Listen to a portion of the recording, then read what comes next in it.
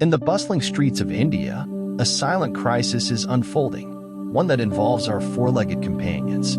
In recent times, reports of stray dogs attacking or even killing children have become alarmingly frequent. But what lies beneath the surface of this growing menace? Once, these animals roamed the streets peacefully, forming an unspoken bond with the communities they inhabited. However, a shift has occurred, and it's not the dogs who have changed, but rather the landscape around them. The increase in instances of stray dog aggression is undoubtedly linked to human actions. As India progresses and urbanizes, we witness a surge in infrastructure, towering buildings, and gated societies. With the rise of these modern landscapes comes a stark change in attitudes toward stray dogs. Many residential complexes adopt a strict policy against the presence of these once familiar faces. The mantra, "No stray dogs allowed." The rules within these concrete fortresses extend beyond mere exclusion. Feeding stray dogs becomes an act of defiance, leading to conflicts among residents. It's heartbreaking to see that the very society we live in is turning against these animals.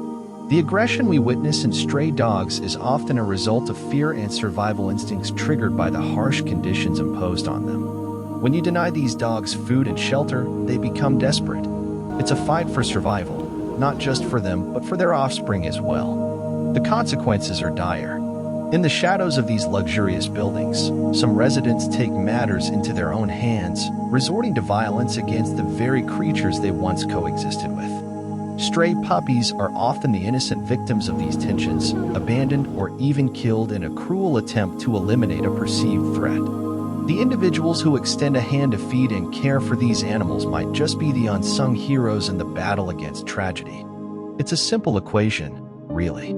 Hungry animals will seek sustenance, and if left with no alternatives, they might become desperate. The targets of their desperation? The vulnerable are children. So, who are the real saviors in this narrative? The people who stand against the no-feeding policies are not just animal lovers, they are protectors of their own communities. By providing food and care to these strays, they are preventing a scenario where hunger turns these animals into potential threats. The dichotomy is clear. Those against feeding stray dogs are unwittingly contributing to the very dangers they fear. In ancient times, communities recognized the symbiotic relationship between humans and stray dogs. Families provided sustenance, and in return, these loyal creatures became guardians, protecting against thieves and unwanted strangers.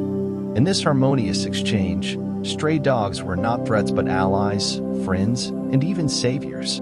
They seldom harmed anyone and, instead, formed an integral part of the community security system. As the debate rages on about stray dogs and their place in our evolving cities, it's time to consider whether embracing compassion and coexistence might be the key to ensuring the safety of our children and the well-being of these often misunderstood creatures. The real question remains, can we find a balance between progress and compassion before it's too late?